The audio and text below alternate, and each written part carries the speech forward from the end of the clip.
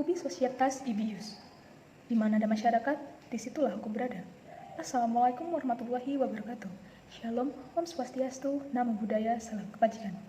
Yang terhormat, Bapak Aristono Nugroho, selaku dosen pengampu mata kuliah Pendidikan Kewarganegaraan, beserta rekan-rekan sekalian yang berbahagia.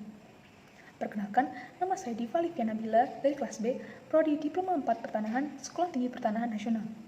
Pada kesempatan kali ini, saya akan memberikan review pada buku yang berjudul Ekoturisme Lereng Merapi Pasca Konsolidasi Tanah.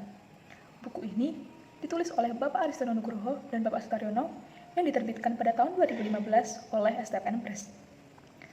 Garis besar atau inti dari isi buku ini yaitu kondisi di sekitar lereng Merapi pasca erupsi tahun 2010 yang menelan banyak sekali korban jiwa serta merusak fasos-fasos yang ada.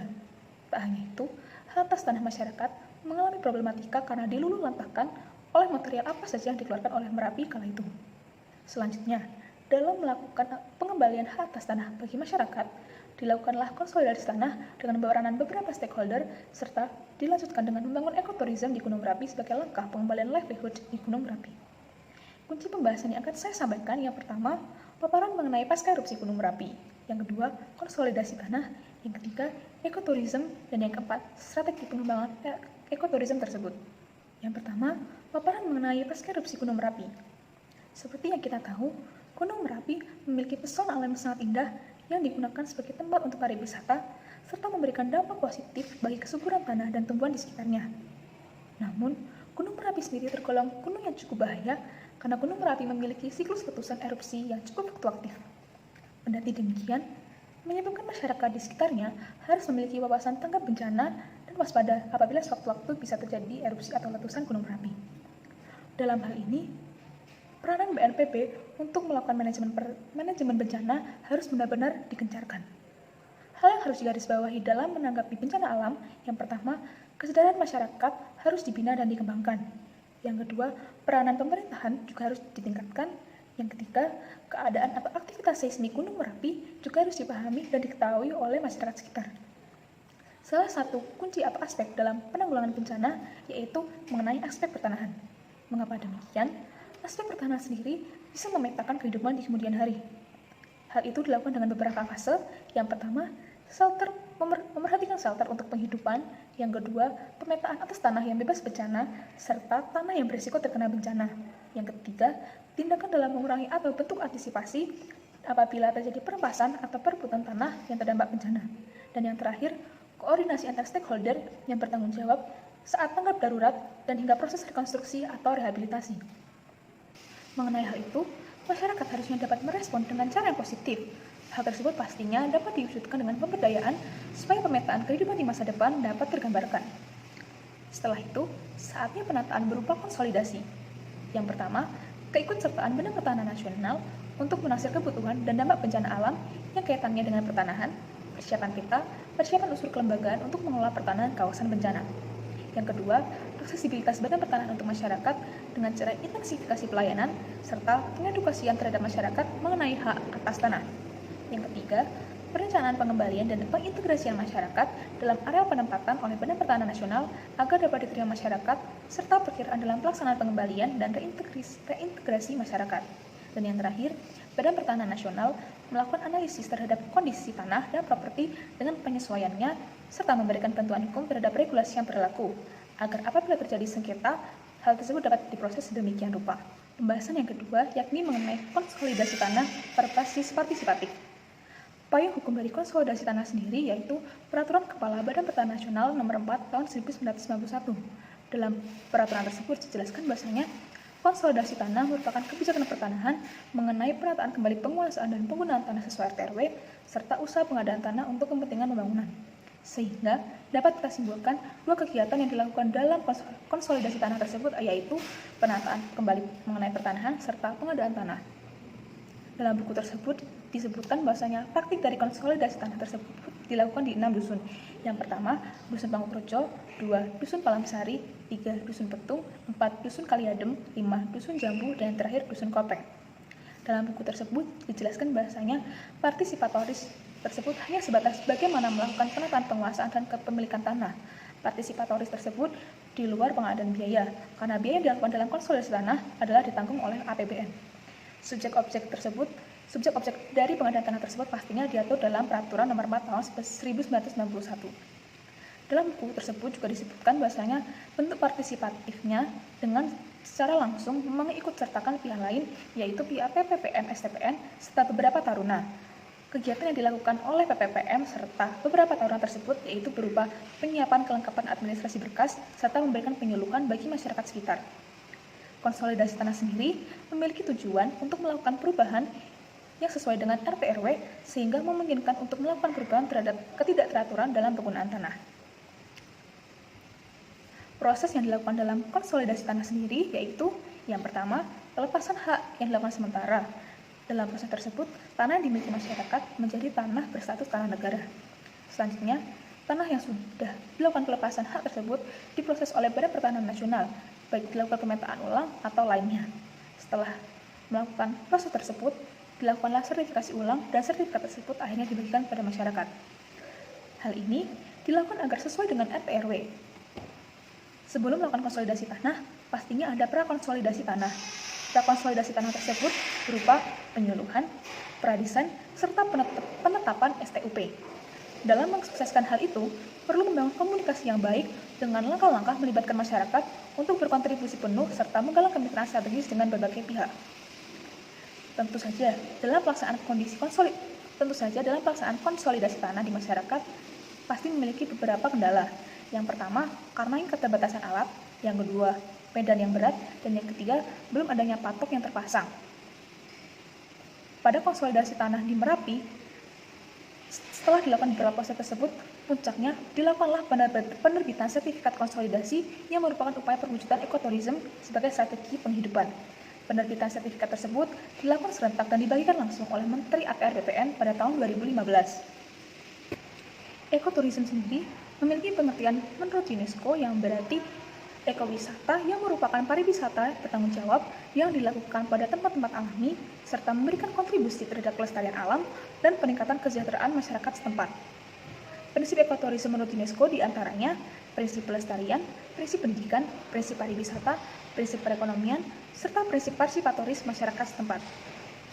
Ekoturism dalam area Gunung Merapi sendiri memiliki payung hukum yakni Perda Kabupaten Sleman nomor 12 tahun 2012 tentang RT RW Kabupaten Sleman tahun 2011 sampai 2031.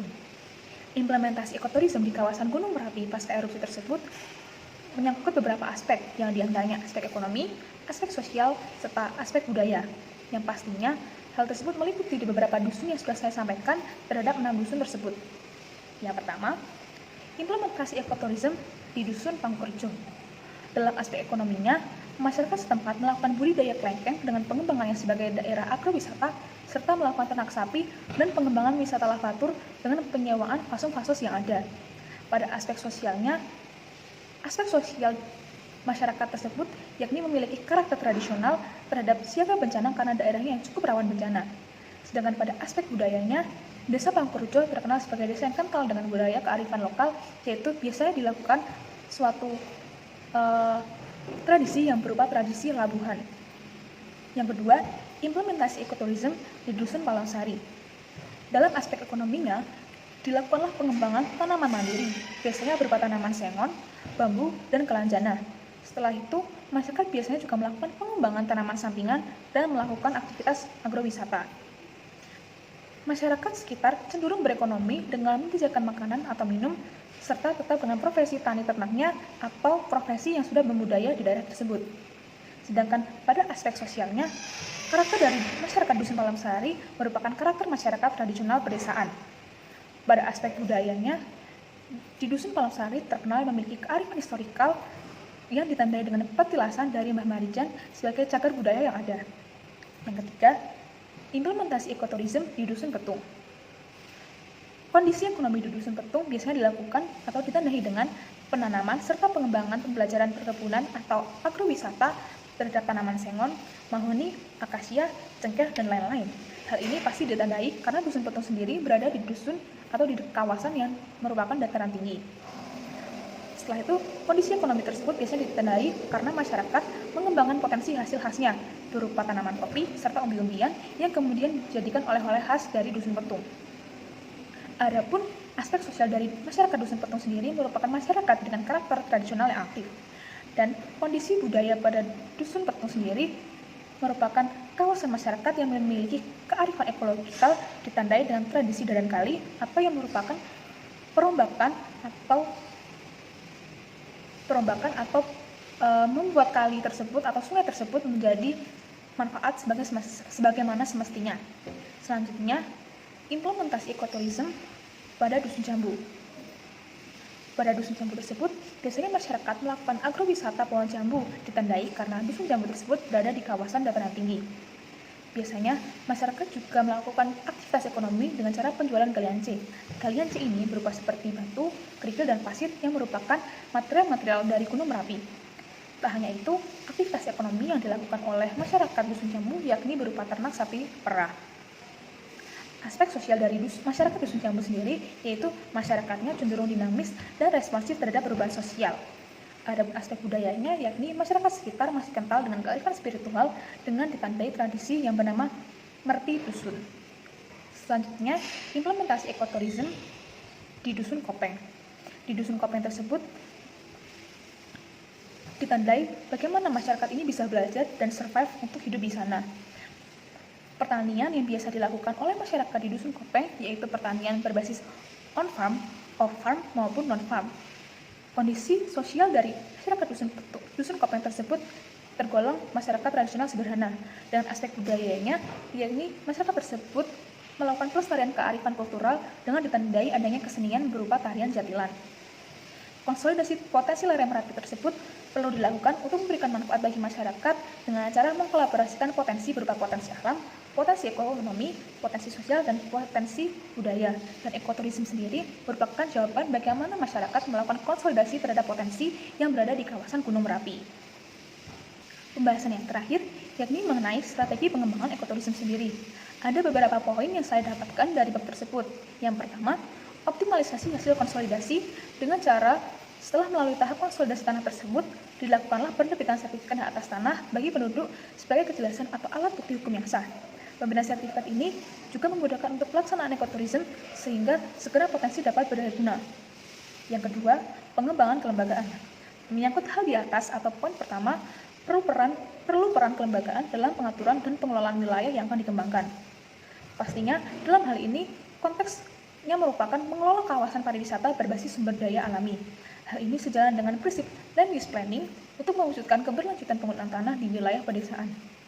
Poin yang ketiga, optimalisasi pemanfaatan sumber daya, diantaranya sumber daya alam, ekonomi, sosial, dan budaya. Dalam optimalisasi sumber daya alam, di tiap dusun memperhatikan sumber daya alam yang dapat dibudidayakan di daerah masing-masing yang pastinya disesuaikan dengan kondisi topografi serta iklim di daerah tersebut. Optimalisasi ekonomi dapat dilakukan dengan cara peningkatan pendapatan masyarakat di sekitarnya. Hal ini dilakukan dengan strategi livelihood atau penghidupan baik berkaitan penuh dengan pertanian maupun tidak berkaitan dengan kegiatan atau aktivitas pertanian. Dari buku tersebut, saya dapat menyimpulkan bahwasanya konsolidasi tanah sebagai bentuk respon rusaknya infrastruktur pertanahan dan sekaligus untuk penataan ulang pasca bencana. Dan dengan bukti konkret dari konsolidasi tanahnya, yaitu pemberian sertifikat atas konsolidasi tanah oleh Menteri ATR BPN pada tahun 2015. Setelah keberhasilan konsolidasi tanah tersebut, diperlukanlah suatu solusi atau respon yang baik sebagai bentuk sustainable development dengan memanfaatkan dan memaksimalkan potensi alam serta ekososial budaya yang ada. Di samping itu, juga guna untuk memperbaiki livelihood atau penghidupan di kawasan pasca erupsi Gunung Merapi.